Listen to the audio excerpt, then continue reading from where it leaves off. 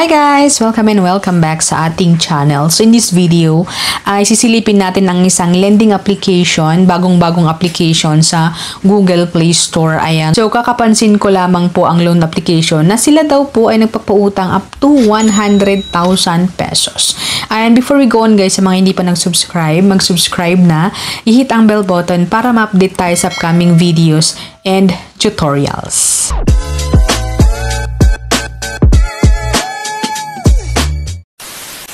Alright, so welcome and welcome back sa ating channel. So yun nga guys, may isa na namang pong lending application sa Google Play Store ang ating sisilipin guys. And titignan natin kung okay ba sila or hindi guys. Ayan. So sabi dito sa kanilang ads, ayan, loan amount 100,000 pesos. Ayan, bonggang-bongga. And isang ID lamang ang kailangan. Ayan, and long repayment cycle. So talagang pinipilit na 100,000 po ang maximum na pwede nating hiramin sa kanila. And sa kanila application guys, ayan, so registered daw sila sa SEC. Pero lagi kong sinasabi guys na hindi lahat ng registered sa SEC is maganda siya, okay siya na utangan guys. So patapusin nyo ang application na ito na panuorin para sa ganun is makikita nyo kung talagang pwede ba natin silang hiraman? Pwede ba nating ibigay mga information sa kanila? Ayan. So, hayaan nyo muna ako na magagamit sa lending application na ito. Ayan. So, product introduction and loan amount 2,000 to 35,000. Bongga. Loan term 91 to 180 days. So, ang lending application na ito guys, ayan, sa screenshot, Utang Online Plus installment. Wow, installment siya daw. And powered by Asia Source Financial Incorporated. Meron silang 4.8 stars and 11K reviews. Ayan. So, after natin i-click guys yung download, ayan, syempre permission na naman sa ating phone number, ating camera, ating installed application, ayan, and ating cell phone. Ayan. So, wag muna nga kayo mag-download guys kasi syempre hindi naman basta-basta magbigay ng mga information natin. And yung mga application natin, i-check nila. So, ayun guys. So, click natin yung agree and after which guys, ayan na siya. So, utang online shopping loan. So, shopping loan na naman. Magkakaiba yung mga pangalan. Guys, 3,000 to 50,000 yung maximum daw. So, click natin yung apply now. And, click natin yung register since bagong-bago tayo dito sa application. Ayan, so phone number. And, mag-create tayo ng password.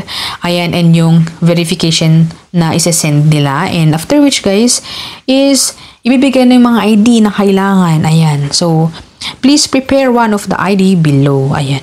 UMID, passport, driving license, SSS, PRC, postal, national ID. And kung wala ka nun guys, is pwede naman ang payslip, business card, staff card, employment, certificate, work location, na visible yung mga logo or yung logo sa mga papel na attach. Ayan. So, continue na natin. So, of course, yung basic information like yung usage of loan, education background, marital status, number of children, religion, email. Ayan. So, ang dami guys.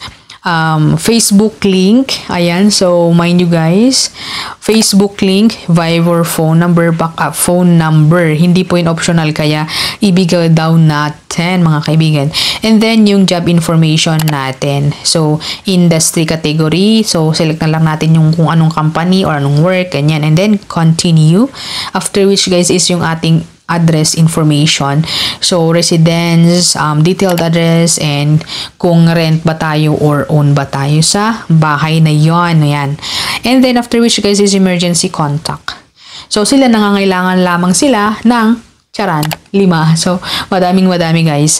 So, 5 na contact references. And after which guys is meron dito yung optional certification na sabi dito na kung magbibigay daw tayo ng ganun is mas mataas yung passing rate natin or pag-approve nila sa loan natin sa nila. So, click na natin yung submit.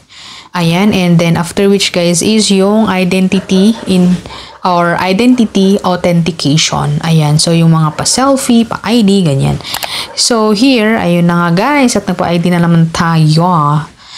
So, piliin natin yung mga ID na i-upload natin. So, for me is UMID ID. But by the way, ito yung mga ID na kailangan. Ayan, passport, driving license, SSS, PRC, national ID, and postal ID, UMID, passport, and driving license. Ayan, after which guys is, hindi po siya automatic na kukuhanin yung ating mga information. So, tayo lang maglalagay. So, ID number, first name, last name, gender, birthday, ganyan guys. And then, after which guys, is ito na yung mga sinasabi ko na optional. Pero nasa atin guys kung ibibigay natin kasi mas mataas daw yung approval rate. Ayan. So, employees card or payslip. And kung nag-work po tayo. And then, kung may business naman is yung business permit. Ayan. And, meron na naman dito sa baba niya, repayment vouchers. So, ang dami guys na optional na pwede nating ibigay daw sa kanila. So, for me is hinayaan ko na lang. Ayan. So, continue na natin. So, under review of 50%. So, i-review daw yun after 12 hours. So, sabi dun sa kanilang ads na madaling mag-apply dito. Pero sabi dito, after 12 hours.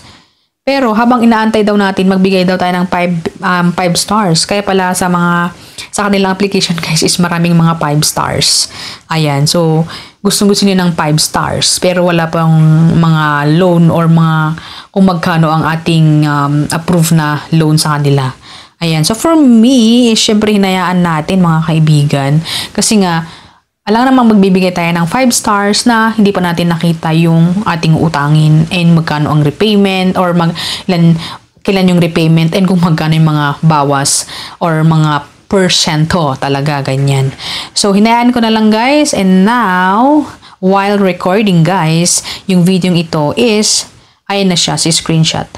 So, upon checking guys, sabi dito, you can try again in 14 days. So, meaning, reject po ang ating application, guys. So, sabi dito, fast loan in 5 minutes. Ayan. So, hindi po talaga totoo yung sinasabi sa kanilang ads na fast na utangan ang lending application na ito. Kasi nga, mag-aantay ka pa ng 12 hours para makita kung approve ba ang loan mo, disapprove ba, or kung magkano ang utangin, magkano yung kaltas, and kailan yung repayment term. Ayan. So, yun na nga, it's okay naman na hindi tayo approve guys kasi nga, kung nakita nyo yung mga kinuhang mga information is bonggang-bongga akala mo naman, bonggang-bongga ang application na ito. So, yun na nga guys, at hinihingi pa ang mga Facebook, ganyan, Viber, etc. So, it's okay for me na hindi ako approve sa lending application or loan application ito, guys. So, ayun na nga. Sa application na ito ay hindi ko po siya may re-recommend sa inyo. But, sa mga nakasubok na dyan, please comment down below. And, of course, ay bagamat hindi ko nire-recommend, is nasa inyo pa rin, guys, kung gusto nyong itry ang loan application na ito. So, yun nga guys. Thank you for watching again and I hope to see you on my next video. Bye!